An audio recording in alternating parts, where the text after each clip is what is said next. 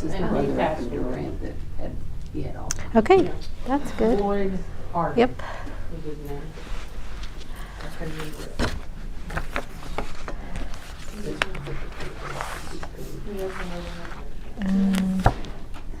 It's a thankful. No. I'm watching that WhatsApp. I don't like it. I didn't download it. But it works. It works. It works. This is Not when we this use is the only thing I have. For the Sometimes I try to open up Oh, a video I or just something. haven't Send it to Mary because we have to back and forth. It goes to that. What is it? And I'm like, why is it going to what? that? I'm like, it's like default. I don't know how to fix You that. can change that. Well, I figure. I'm sure there's a way. You just haven't got there yet. Yeah, well. It's all right. It's all good. my I don't adjust to change. All right, good morning, everybody. Good morning. Happy late Tuesday morning.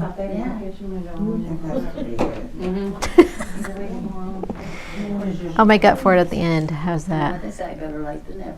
Yeah, true. Good to see everybody today. We are in 2 Samuel now. What we know of as 2 Samuel, of course, you know, it was all one book, so it just continues. But we are in the book of 2 Samuel today. These first 4 chapters is what we'll cover. I hope everybody read them so that we don't have to spend the time reading them. But we left off last week with David. He restored everything that was stolen from him from while he was away from Ziklag. The Amalekites came in and they took all the things, and his people, his women and his children and his men's women and their children and everything. But he restored all that, got all of it back, got all of his people back, because they didn't kill anybody. The Amalekites didn't kill anybody. But at the same time, pretty much, Saul and his 3 sons die. That's chapter 31 of 1 Samuel. And Israel really suffered a huge loss here, not just in the sense that Saul and his sons died, apparently all of his heirs to the throne, but also Israel as a whole, just at the hand of the Philistines, suffered a huge loss of their own things. Well, I can't hardly do that. What's up? Your mic is not up. Oh, is it? It's on.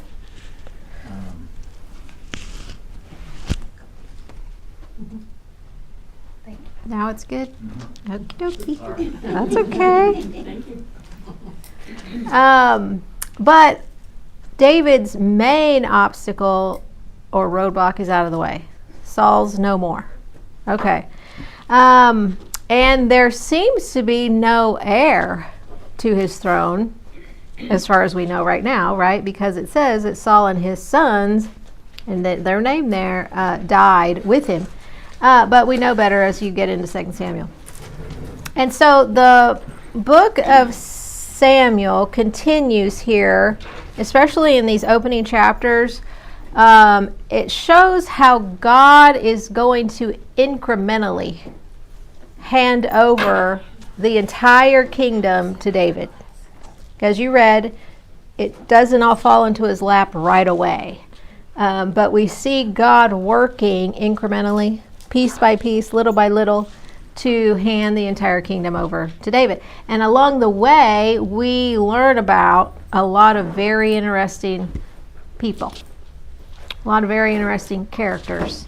And the first one right off is this Amalekite in chapter 1 who goes to David with the crown and what did your version say? An armband or something like that? I think around 8. I'm sorry? I said verse 8, around there. Let's see. Yeah, a verse 10 is the one that says it. He brought Saul's crown and a bracelet from his arm. Armlet. ESV. To David. Armband. Okay. Mine says bracelet in the New King James. Well, because I'm not getting that at all. Verse Yeah. 10? First, 10. 2 Samuel Mine says chapter army, 1, and yours does too. verse 10. Okay. So- Okay. Now I see it. Okay, so the Amalekite comes to David. He feigns grief here. We already know how Saul and his sons died, right? From 1 Samuel 31. But this man apparently was privy to some of that and saw it all go down because nobody was left to give a true account of it, right? At least not anybody close to Saul. Because his armor bearer died there too, and all this. Okay, so but this Amalekite, he feigns this grief, or at least he makes up part of the story, right? He was close enough to the action that he was able to at least secure the crown of Saul and an armlet or a bracelet or something that Saul would have worn on his arm that indicated his royalty. And so he gets that and. But throws himself into the story as if he was a hero by putting Saul out of his misery and also killing the one thing that stood in the way of David becoming king. But David doesn't view it that way, does he? Chapters 1 through 4 really are bookended by people who misunderstand or misjudge David's heart, David's character, and he's the first one. And in chapter 4, we'll see two other people who do the same thing. But this Amalekite completely misjudges David's feelings and heart toward Saul and his sons. And so David, what does he do? Kills him. Yeah, he sure does. In chapter 4, we learn that he first put him in jail, held him, what would you say? I don't know. Put him in jail. Chapter 4, verse 10, but here it just gets right to the point. He just executed him because who did he think he was to kill the Lord's anointed, right? Okay, so David takes care of it. And then you see in the rest of this chapter genuine grief on David's part. Then, of course, the Song of the Bow, the song that David writes to lament, this elegy that he writes to lament Saul and Jonathan especially. And did anybody get catch on to the irony of an Amalekite trying to get one up on Saul? Do you remember the history of Saul and the Amalekites in 1 Samuel? Do you remember that? The Lord said, go in and totally annihilate this people. Broad AK. Yeah, but he didn't. He saved the king.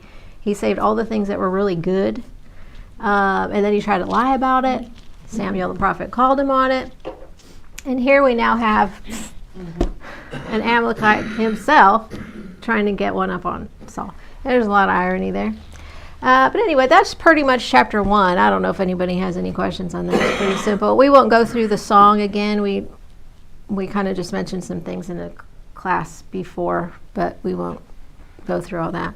But let's go ahead. If we're good, we'll move on into chapter 2. This is where now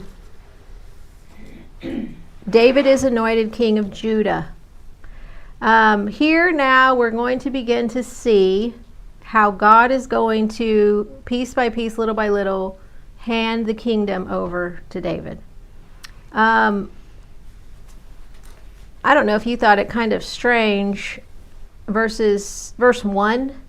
David, it happened after this situation that David inquired of the Lord, saying, shall I go up to any of the cities of Judah? Why do you suppose David's asking the Lord that?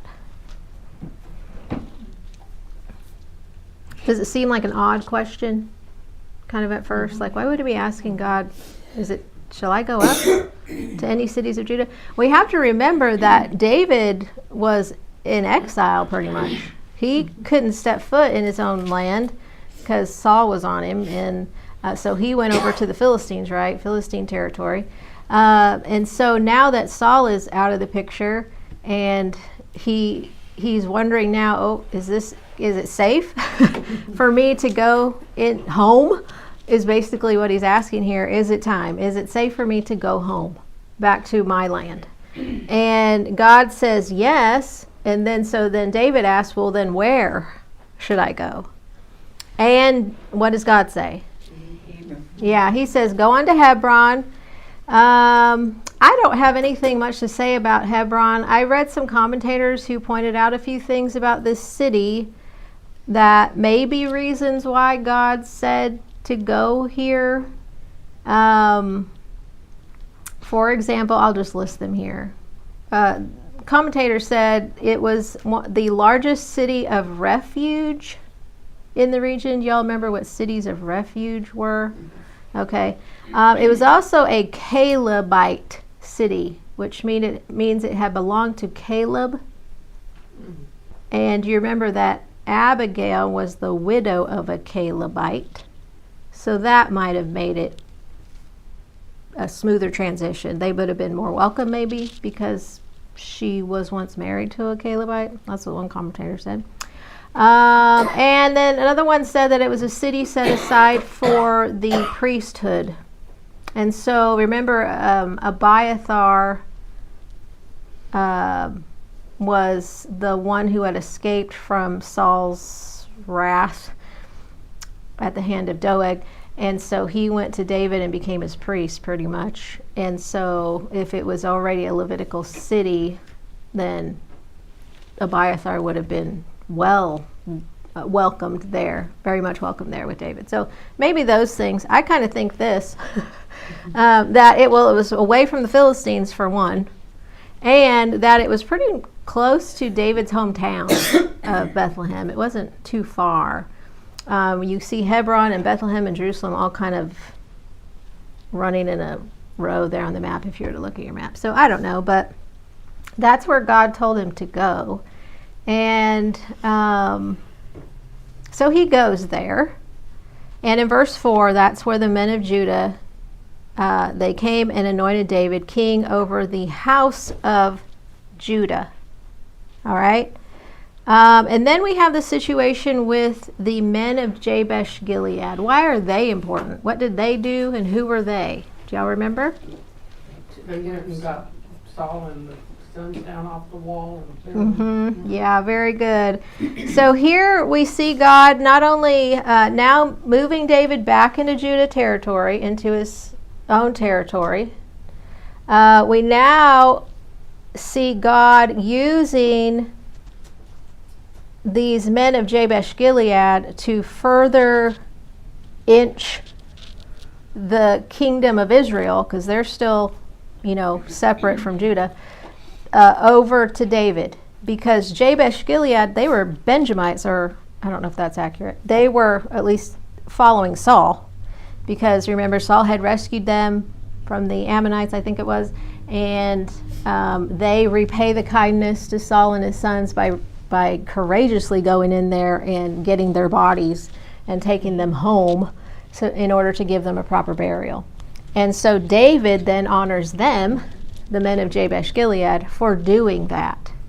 And he promises to repay them with the same kindness or the same loyalty here. Right? Does that make sense? Mm-hmm. Okay, so he's gained favor now with a little portion of Israel. That's the whole point here, I think, is that David gains a little bit of favor here with a portion of Israel, and he's going to continue to gain favor with Israel as we go through these chapters. I do think it's interesting, and we'll read it later eventually, in 2 Samuel 21. Right now, with Jabesh Gilead, the bones of Saul and his sons are buried there. But David exhumes them later in 2 Samuel 21 and buries them in Benjamin, in the territory of Benjamin, where Saul's father Kish is buried. So anyways, the bones aren't resting yet completely for eternity. I don't know where they are now, but anyway, they get moved again by David. Okay. And then we have verses 8 through 11. Okay, so David is anointed king in Judah, and now you have Israel left without a king, but a very powerful military leader named Abner. That was the commander of Saul's army. Okay, he was a very powerful individual, and so he takes over and anoints or makes Ishbosheth the son of Saul. Now there's a son who apparently didn't go to battle. Maybe stayed behind, I'm not sure why. I kind of think because of what we read about him, he was really, really, really ineffective here. He seemed pretty weak to me as you read through what the text says about him. And so perhaps he didn't go because he was a wimp, or perhaps he was left behind so that just in case Saul and the rest of his heirs died, there would be one left to take up the throne, kind of thing. Maybe he was young. No, he wouldn't have been young because he was 40 here. Yeah. He was well over the age of being being recruited into the army. So, but for whatever reason, he didn't go. And if he did go, he survived it. And he wasn't fighting with his father and brothers. So, like you would expect. Okay, so Abner takes him and makes him king over Israel in Mahanaim. Now, I have a map here. You know me in the maps. So I like to see where everything happens. So if you will, take one of these.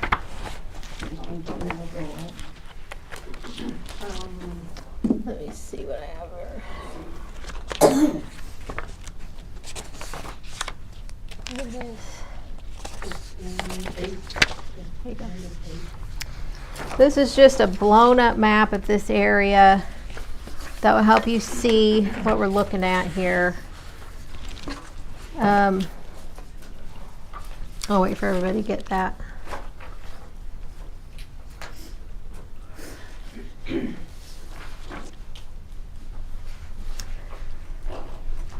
Verse 10 tells us how old Ishbosheth was. He was 40 years old and he began to reign over Israel, and he reigned only for 2 years.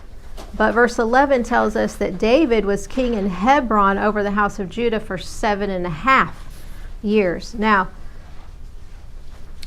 I don't know, it seems like Ishbosheth was made king well into David's reign, like 5 years or so, maybe, for it all to kind of, for the timelines to mesh, right? Because Ishbosheth was only king for 2 years, but David was for 7.5 while he was in Hebron, before all of Israel was united to him.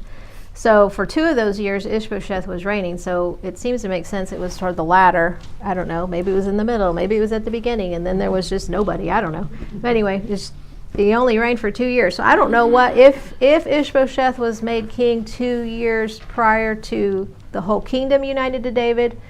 I don't know what Israel did for those first 5. If they were just rulerless, I don't know what they were. But anyway, what's most important to know is that Ishbosheth was made king in Israel, and he reigned for 2 years. But you see Mahanaim on your map. It's in the land of Gilead, across the river Jordan on the east. You see that? So you can see the green. It outlines the territory of Judah and that of Israel. Okay, and so Mahanaim is where Abner took Ishbosheth to make him king. I don't know why Abner did that. Maybe he did that in order to retain his own position That's what I think. as commander of the army of Israel. He becomes his aide or his, Yeah, maybe his it's like his vice president. vice. Yeah, he's the second in command, really. And I'm assuming he did it because he assumed that Saul's dynasty just needed to continue. His son. We do know later we read later that at some point Abner knew David was going to be king over all of Israel. When he first realized that or knew that, I don't know, but he eventually knew that. But it right here, though, he makes Ishbosheth king. And they do it over there in Mahanaim. I don't know what else I have to write about that. Oh, it was the property of Zebulun. It was a Levite territory over there. It goes way back to Joshua and even into Genesis with Jacob. I don't have to talk about all that. But anyway, it was more than likely just because it was a safe place away from any enemies like the Philistines or even Judah. Okay, so that's where he goes. Now, that's the place that Abner takes Ishbosheth. Now, Abner, do you remember? He is related to Saul. Does anybody remember that? How he's related to Saul? So Abner is the son of Ner, who was Kish's brother. So they're cousins. Yes. Yes. So Kish and Ner were brothers, and Saul was Kish's son, and Abner was Ner's son, and so that makes Saul and Abner cousins. Okay. And so they were related, and of course he was commander of Saul's army. We learned about that in 1 Samuel. Okay, let's see. Oh. No, I don't want to say that.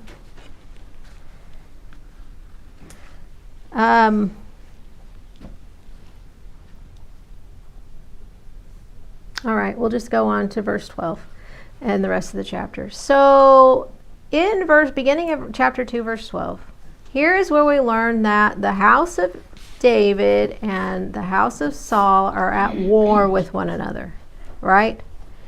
Because here is where they're going to battle it out to see who's going to reign over all of God's people. And we see how they first try to do that. So you have the two commanders of the two armies. Joab is the commander of David's army. Does anybody remember who he is or know who he is? He's very interesting. Verse 18, let's see. See what it says there? Chapter 2, verse 18. Now the three sons of Zeruiah were there, Joab and Abishai and Asahel. And Asahel was as fleet of foot as a wild gazelle. Okay, well, if you wanted to pencil into your Bibles right here, 1 Chronicles chapter 2, verse 16, that will tell us something very interesting. 1 Chronicles 2:16. And you can either turn there or I will and just read it to you real quick.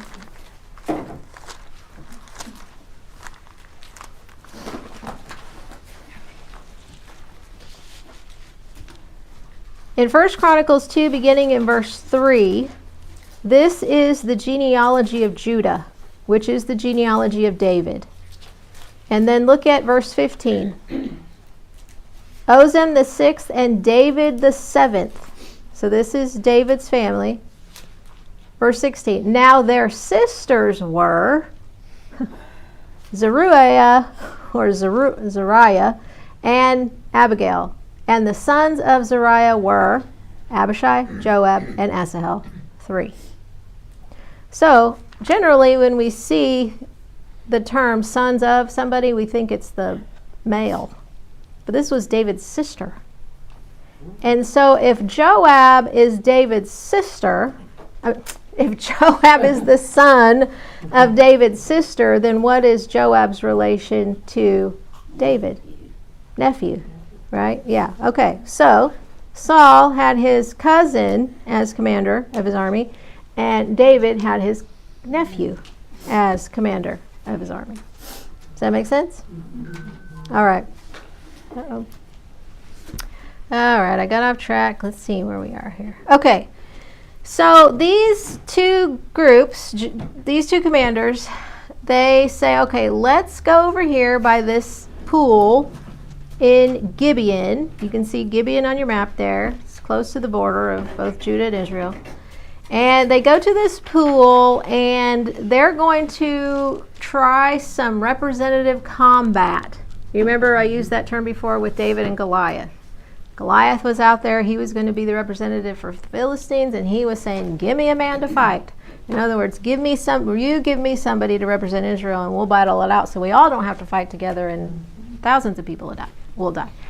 So they're going to try that here. It was very unusual and uncommon. This is the only place that I know of that this kind of combat is used. Otherwise, it's just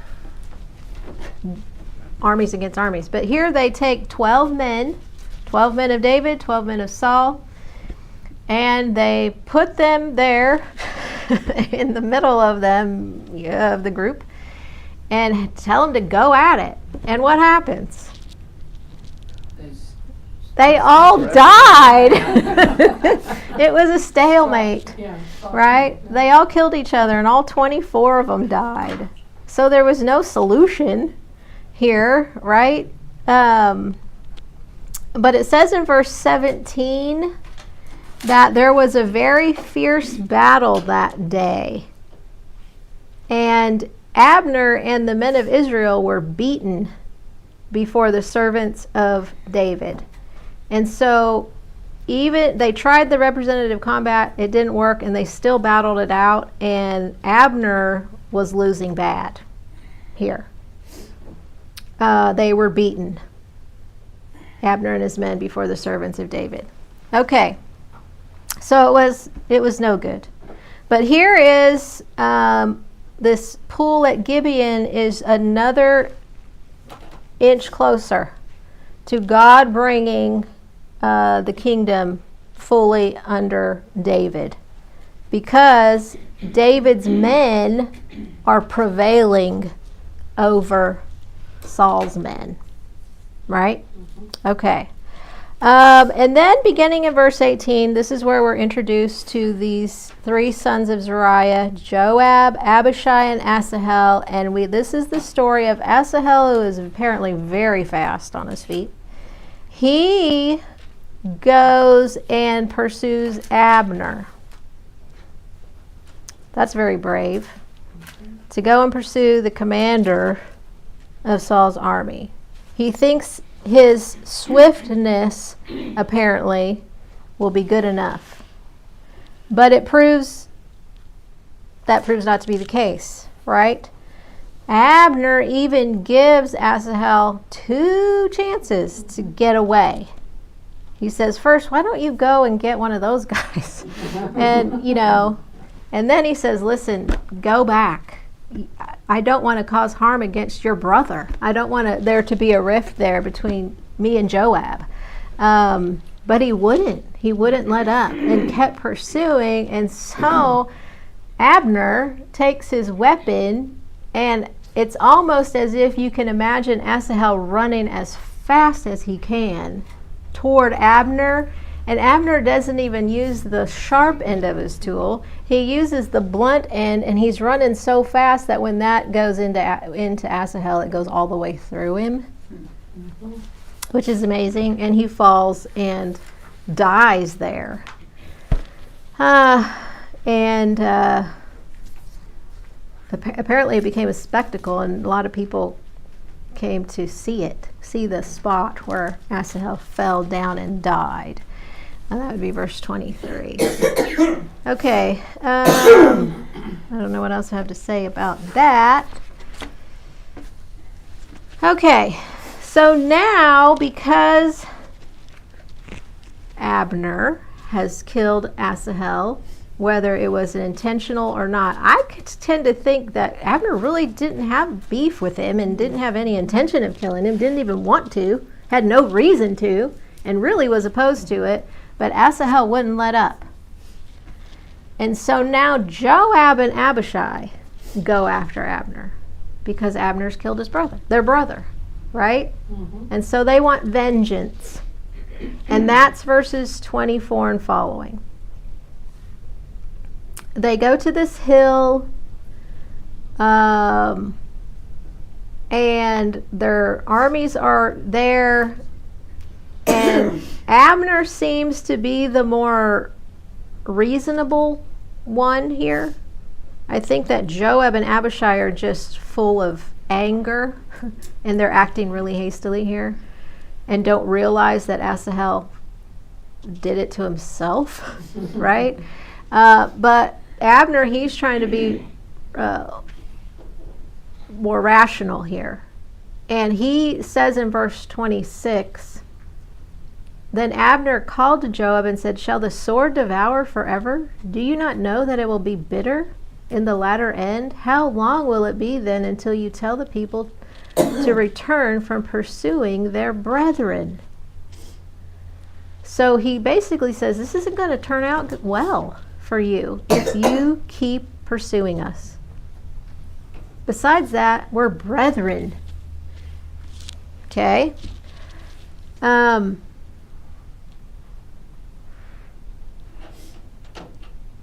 Joab, thankfully, I guess, sees how that makes sense. He says, okay. He blew his trumpet, and it says in verse 28, they did not pursue Israel anymore, and nor did they fight anymore. Abner took his men and went home, or went back to Mahanaim, to their safe place. And then verse 30, Joab returned from pursuing Abner. And when they did the head count of who all died in this conflict since Gibeon, it says that there were only 19 of David's men missing besides Asahel. So David lost 20 men in this. But of Benjamin and Abner's men, 360 died. That's quite a defeat, quite a success for David. So which just shows the whole point of how God is using these situations to inch the kingdom closer to David. And then verse 3, this is kind of a summary statement. This is what God's doing here. There was a long war between the house of Saul and the house of David. But David grew stronger and stronger, and the house of Saul grew weaker and weaker. So God is working. He's working towards securing the entire nation to David. David grew stronger and stronger, but Saul's house grew weaker and weaker. I do have this quote. I do think this is a good one. One commentator I read said this, the conflict that we read about here was fundamentally between two families vying for undisputed control over one nation, not two nations at war with each other. I think that's a good way to think about it. You have two families vying for one nation as opposed to two nations being at war with one another. I think that's a little nuance that I think helps to set the tone here of these chapters. But anyway, okay. And then we get into chapter 3. We just read verse 1 of chapter 3, which I think is an unfortunate chapter break right there. But anyway, chapter 3 beginning in verse 2. Here is where we learn about all of the sons that were born to David while he was reigning in Hebron. Okay, we'll go through these really quickly. We won't spend a whole lot of time on them. But it says here in the text that on verse 2, his firstborn was Amnon by Ahinoam the Jezreelitess. His second was Chileab by Abigail, the widow of Nabal the Carmelite. The third, Absalom, the son of Maacah, the daughter of Talmai, king of Geshur. The fourth was Adonijah, the son of Haggith. The fifth, Shephatiah, the son of Abital. And the sixth, Ithream by David's wife Eglah. These were born to David in Hebron. So he had 6 sons born to him in Hebron. In chapter 5 is where we'll read the sons that were born to him in Jerusalem. How many wives did he have? Well, he had several. Yeah. Why did they list only the last one as his wife, though? That seems Baby mamas. strange. Baby mamas. Say it again. Why did they what? And the last one, and they said the That's not the David's sixth wife. one of Eglah. Oh, because it says specifically David's David's wife wife. there, yeah. Yeah. You know, Well, we know David's Abigail was his first, wife. yeah, and you know who's missing? Yeah, the Yeah. first one. he was- Michael, Well, his- well, yeah. his original wife. Yeah. Okay, yeah, because she But was Saul given married away. her off to somebody else. Yeah. Right. How could that happen? Because he can do whatever he wants. She's Yeah. a con. This isn't a moral. No more. Yeah, there's Obviously not. not. Yeah, okay. Now, She's just used. let me say these things first. Amnon, the firstborn, we're going to read more about him in chapter 13. He proves to be a problem. We do not know anything more about his secondborn by Abigail. In here, in this version, my version, it says Chileab, but he's also known by Daniel, as by the name Daniel. So also known as Daniel in 1 Chronicles 3 in that genealogy. But we don't know anything about him. He could have even died early on as a kid or as a baby, or we don't know anything about him. And then the next one we read about here is Absalom. He becomes a problem as well. I think probably around chapter 14. I don't remember. I think I might have it written here. Yeah, chapters 14 and following. He becomes a huge problem to David, beginning there. But then we have Adonijah, the fourth one, and he becomes a problem to David. And Solomon. He becomes a problem to David and Solomon, and Nathan, the prophet, intervenes there in order to secure the throne for Solomon, because Adonijah is threatening to take it. Because by then these first three sons apparently are gone. He's the next heir, I guess, technically, if you were going by birth order here.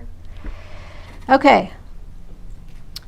But these Amnon, Absalom, Adonijah, all these ones that start with the letter A, problems for David. Now, the issue with David's wives. Now, Clint pretty much covered it last week before we even started class. You did? Okay. I was like, what is he saying? I don't know if I need to take out my notes from last week, but suffice it to say, the main thing when you think, of course, we have to remember the morality of this type of thing was not something God favored. This was immoral. It was just immoral.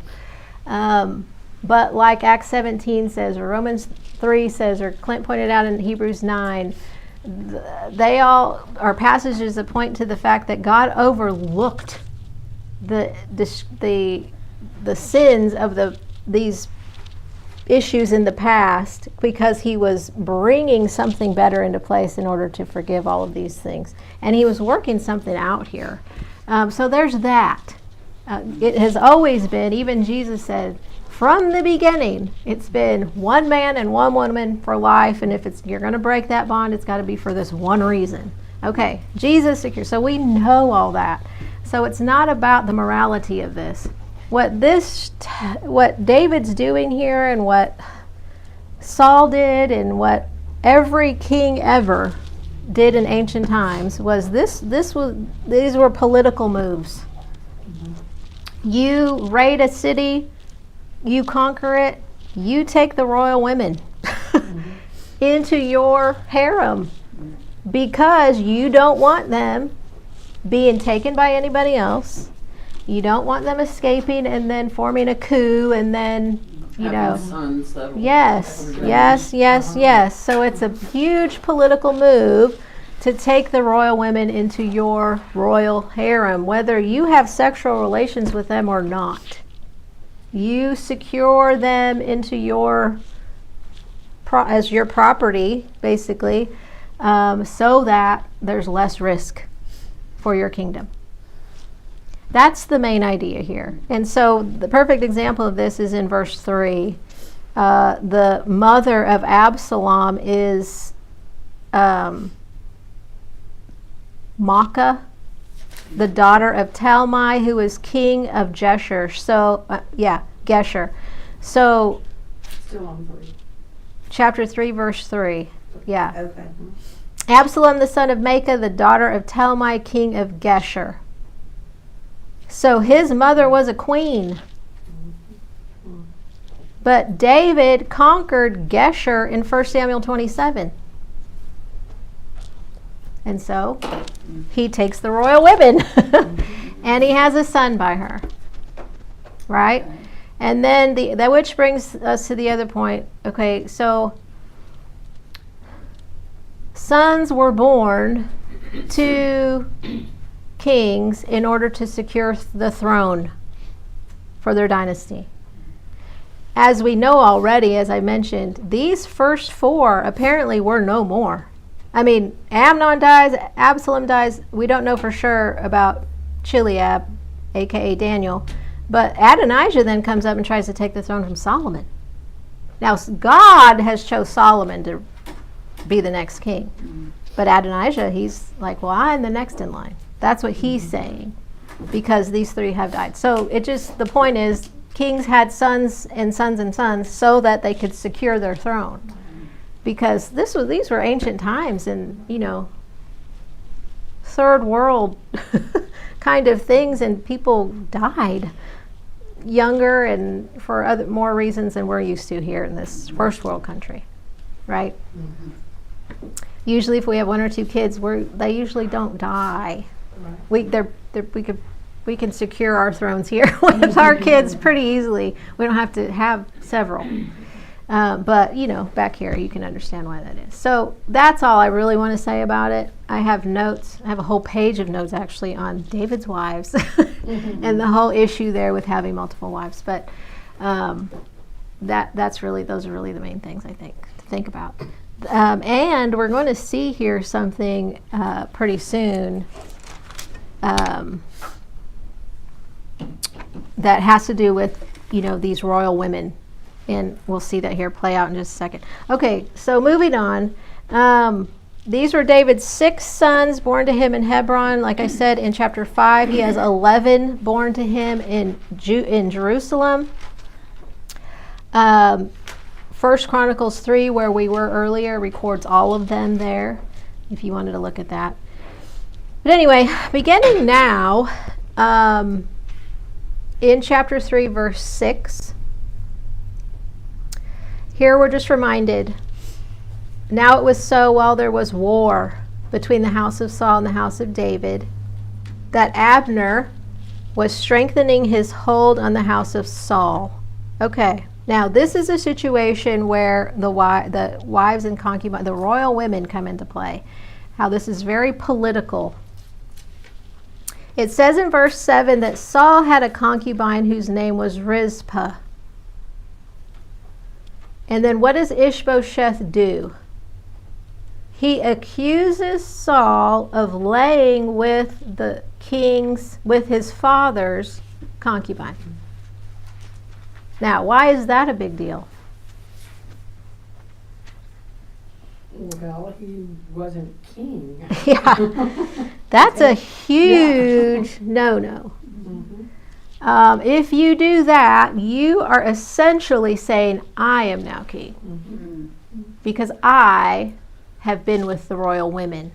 Mm-hmm. Only the king can have the royal women. This is what hurt David so treacherously about Absalom. He went and laid openly with David's women. Several of them. David knew what that meant. He was going to be king. David knew he he was wanting the throne, and he wasn't even just wanting it, he was taking it. And it hurt David so severely because that was his son. And well, I can't go into it because it's huge. We'll eventually get there, but it's huge implications there. And so it's the same thing here. Abner is accused by Ishbosheth of going into Saul's royal women. One of them, anyway. Abner, though, I don't know if he did or not. He doesn't, the way he answers the accusation is kind of vague. He just turns it back on Ishbosheth and says, "What are you doing accusing me? I have been faithful to your father and to you all of these years, and you accuse me with one of these women, by using one of these women against me?" So he doesn't answer the accusation. Maybe he did, and maybe he was making his move toward the throne of Israel, or maybe he didn't and had no interest, and and Ishbosheth was falsely accusing his closest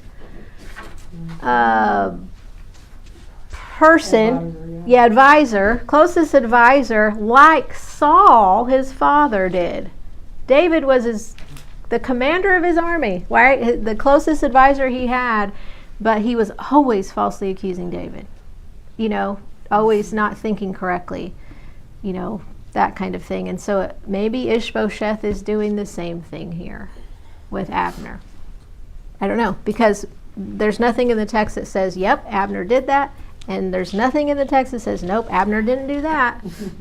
So we don't know, so we can only guess. But anyway, it's enough, though, this whole occasion God's using to push the kingdom closer to David, kingdom of Israel, closer to David. And so Abner becomes very angry and about this accusation, whether it was true or not. He becomes very angry, and he says in verse 8, all right, no, not verse 8. Let me see where I'm going here. No. Okay, verses 9 and 10. May God do so to Abner and more also if I do not do for David as the Lord has sworn to him. So here we know that Abner knows at this juncture that David is going to be king over all of Israel. But here Abner says, I promise now, I'm going to transfer the kingdom from the house of Saul to the house of David, so that David will reign over Israel, over Judah, from Dan to Beersheba. Have you all ever heard that phrase before? Okay, if you look at your map, it's just a phrase that's used throughout the Old Testament scriptures to denote the entire territory of the land that belonged to the nation of Israel. So if you look at the very bottom of the map, in the pink, the last city listed there is Beersheba. So that's the very southern end of all of Israel's territory. Dan is not on your map because it's above the Sea of Galilee, so it's way up there. Where Asher's territory is, Dan's is above that. So you could write Dan there at the very top of your paper if you wanted to, but that's Dan to Beersheba. So Abner confirms and is now intent on making sure to hand the entire rest of the kingdom over to David, so that David will rule, like God said, from Dan to Beersheba. Okay? This verse 11 is funny. This is why I think that Ishbosheth was a weakling. And Ishbosheth could not answer Abner another word because he feared him. So he was kind of like a puppet king. He was very ineffective. I did write something about him earlier. Let me see if I can find it.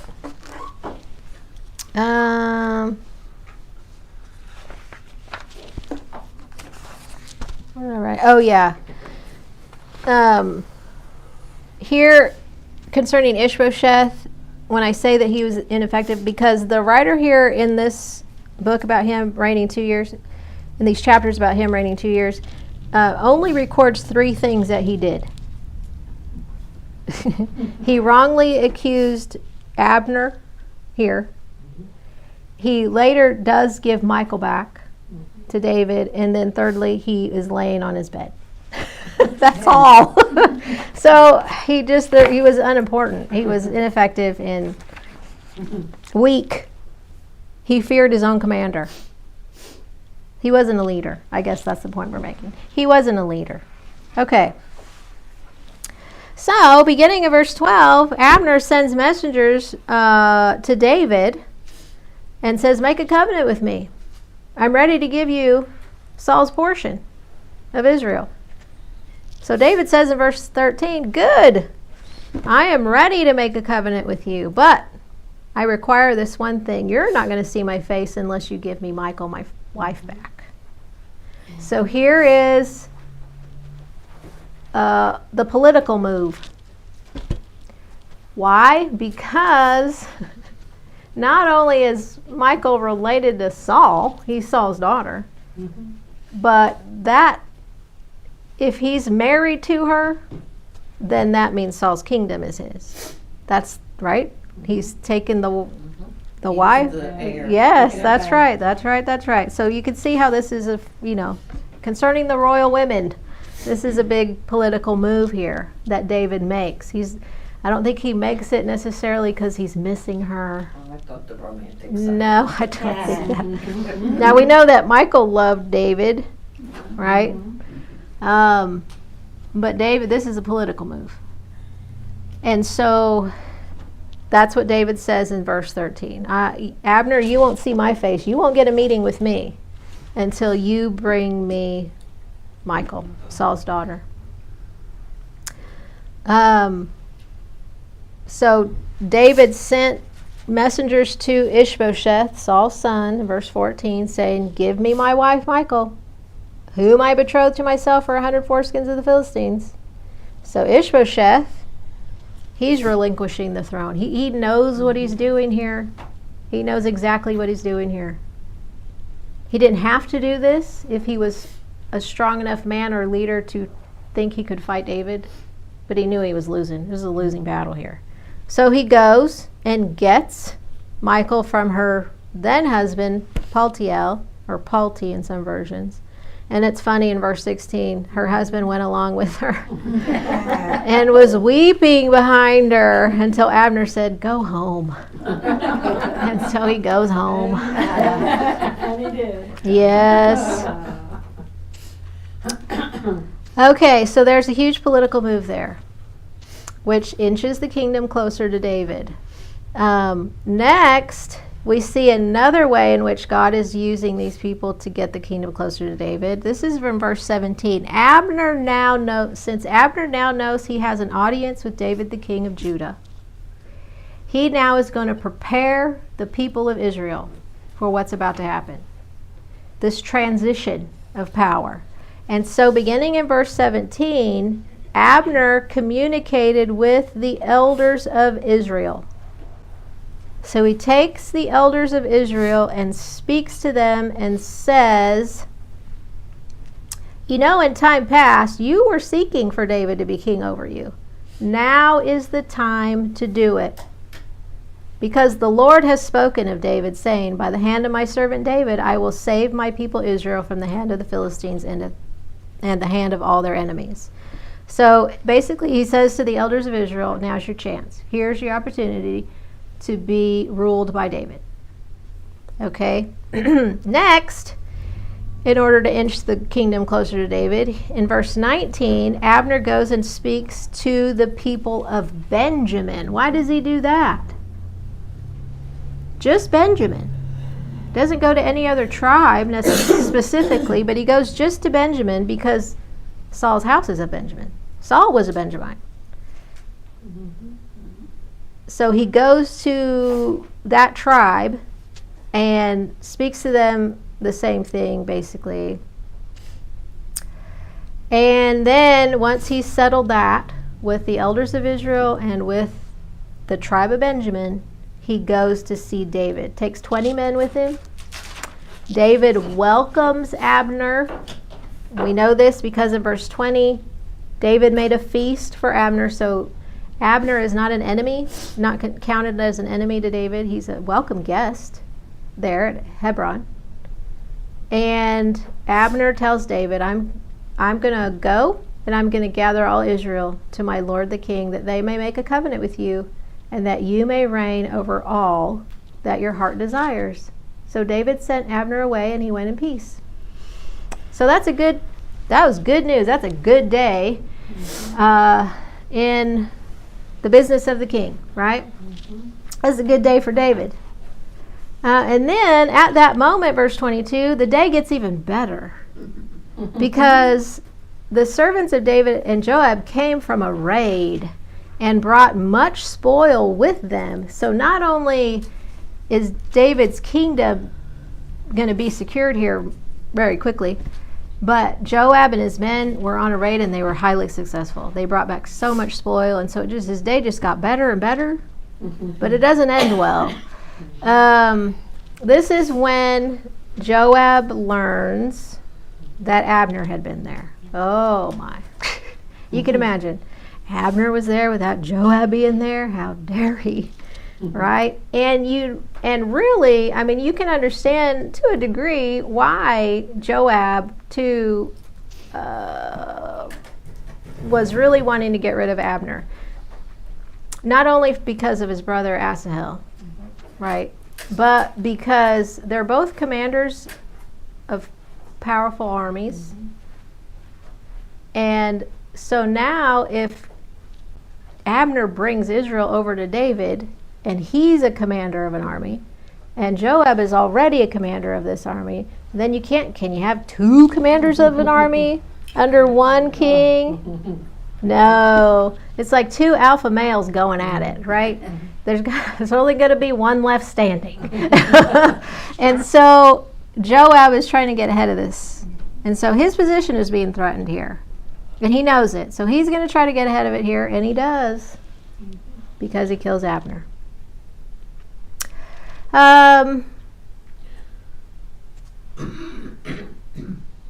Beginning of verse 28, afterward when David heard it, he said, my kingdom and I are guiltless before the Lord forever of the blood of Abner the son of Ner. Let it rest on the head of Joab and all his father's house. And then he pronounces all of these curses that will forever be on the house of Joab.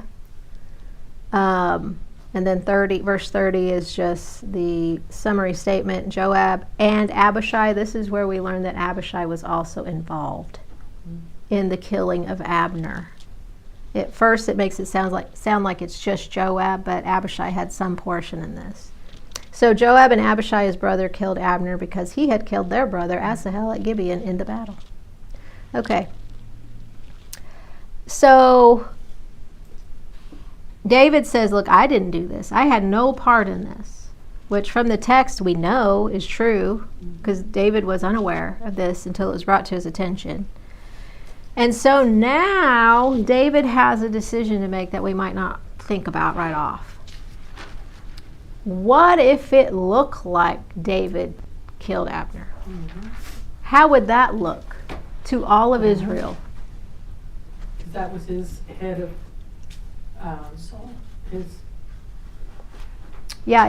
commander. Saul's commander, right? Well, so if David Joab was David's commander, so it looks like David had killed him. Yes, that's what I'm saying. So if it looked like, what would happen if it looked like David had a part in this, whether he did it himself or he sent Joab to do it? What would that look like to Israel? Would they still want to come over and be? No. They wouldn't want to come over and be ruled by David if he took them by force like that, right? And so that's why we have, I think, verses 31 and following. David is going above and beyond to show that he had no part in the killing of Abner, that he was guiltless in that. So he does several things here. I got to get to where I am on my notes, sorry. I just keep getting ahead of myself so that I don't forget anything. He does several things here. He commands mourning, basically, verse 31, he said to Joab and to all the people, you think Joab wanted to mourn for Abner? No. No, he didn't want to tear his clothes and put sackcloth on and cover himself with ashes and act like he was mourning. He didn't want to do that, but David said, yes, you're gonna.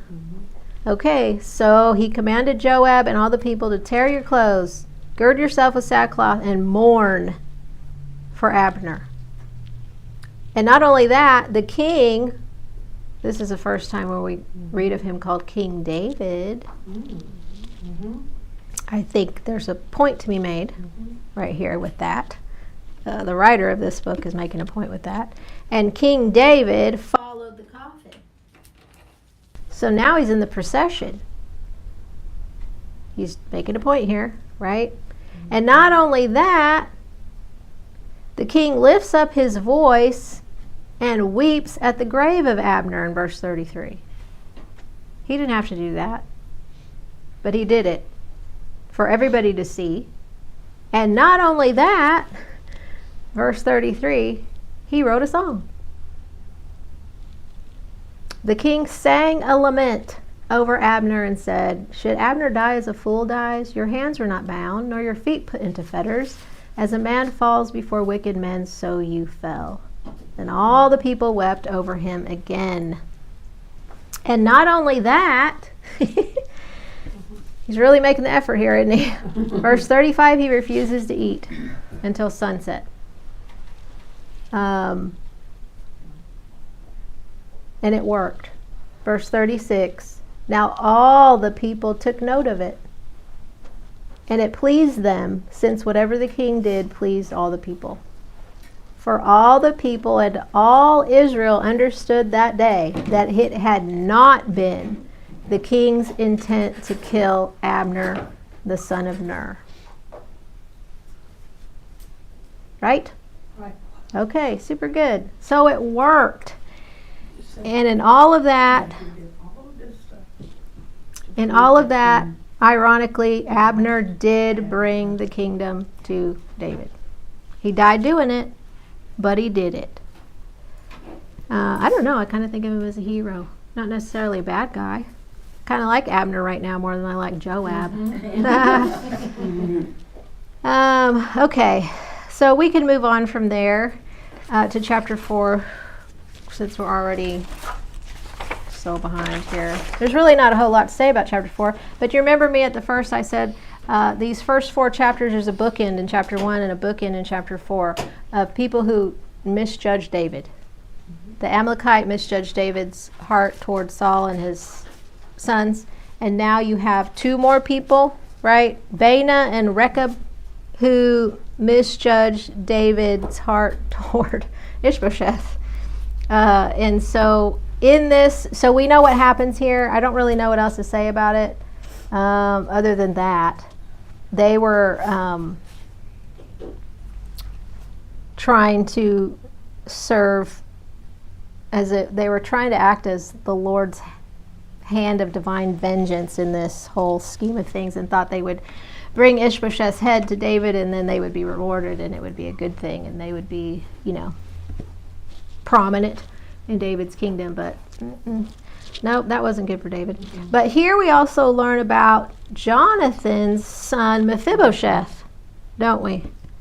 We didn't know about him, but here we learn about him. He's just tucked in there in verse 4.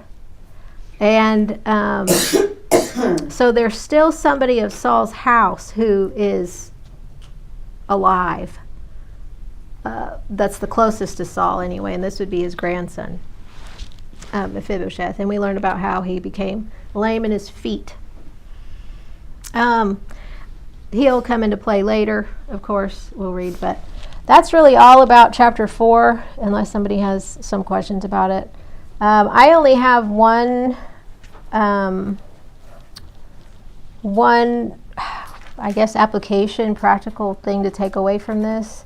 And we've kind of kept saying it over and over and over. How God is incrementally working,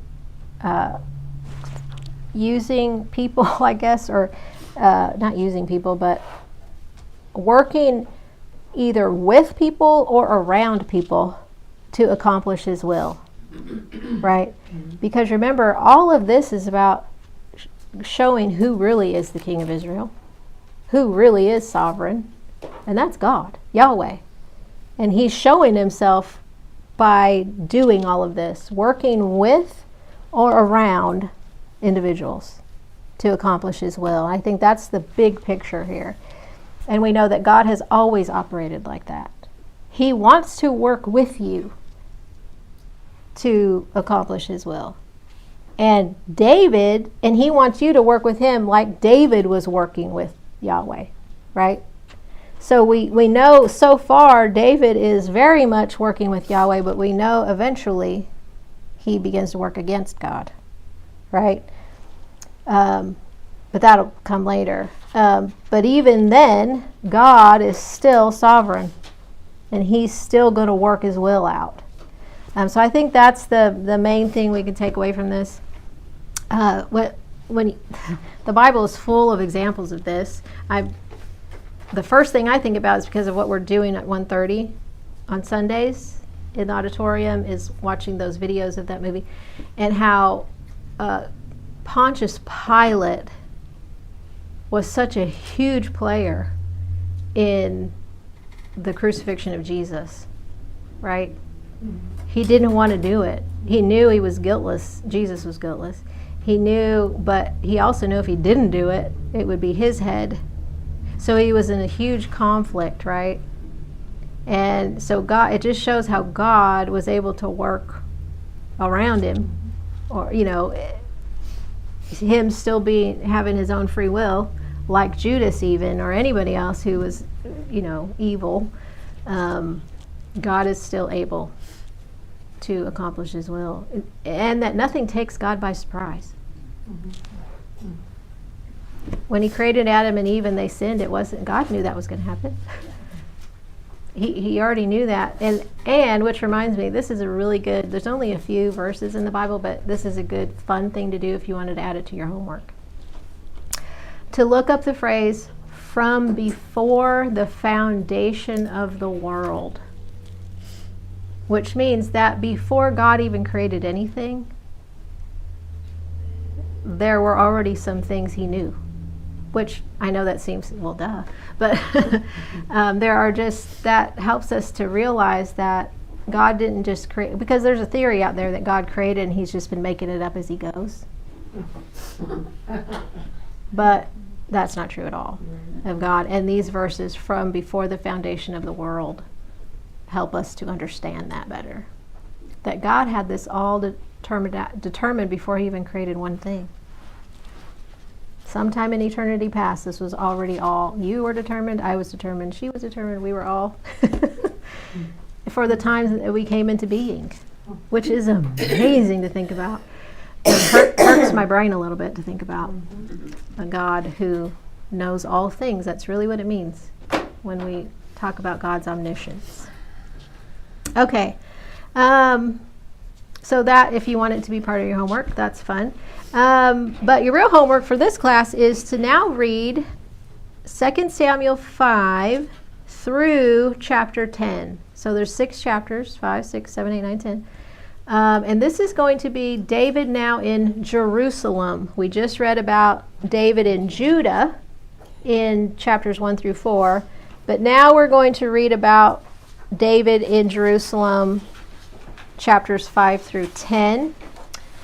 And I have a chart here that I'm going to hand out to you because this may or may not, I think it's very helpful.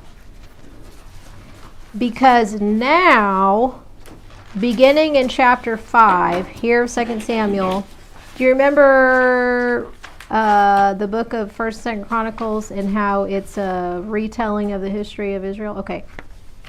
So I have a chart that puts the chapters, the coinciding chapters, what's that? Correlating chapters. Oh, that's great. Cool. So now here, I'll hand this out, but let me just say this.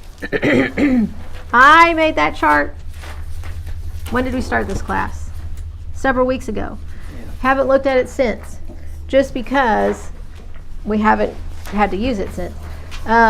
So we may go along there and I might have to make some corrections, is all I'm saying. I'm not saying that this is perfect chart. I don't know. But I wanted to give it to you now so that you'll have it as you begin reading, because this is now when First Chronicles comes into play. And there will be additional information in First Chronicles that you will not find in 2 Samuel.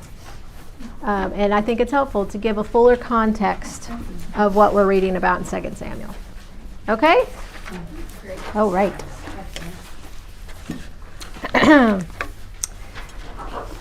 Well, that's it. Oh boy, that's long enough. Let's see, we've got nobody here. I'm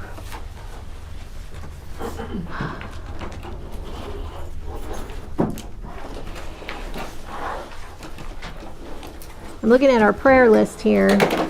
Next is actually Haley, but she's not here today. And then it would have been Darla, but she's not here. And then it would have been Melinda, but she's not here. So now we're back to Connie. Are you okay with that? Okay, great. Our Father in heaven, thank you so much for this beautiful day and all your wonderful blessings. Thank you for Veronica and all the studying and encouragement she gives us. And be with all the ladies and all the brethren from both congregations that are represented here, Blue Ridge and Farmersville, that as one body we can shine our lights and to our communities. In this dark world, we need something that people will see, help us be an example, and go with us through this day and be with all those that are sick and need our prayers, and keep us all safe. In Jesus' name, amen. Thank you, Connie. Oh. I'm gonna miss next week.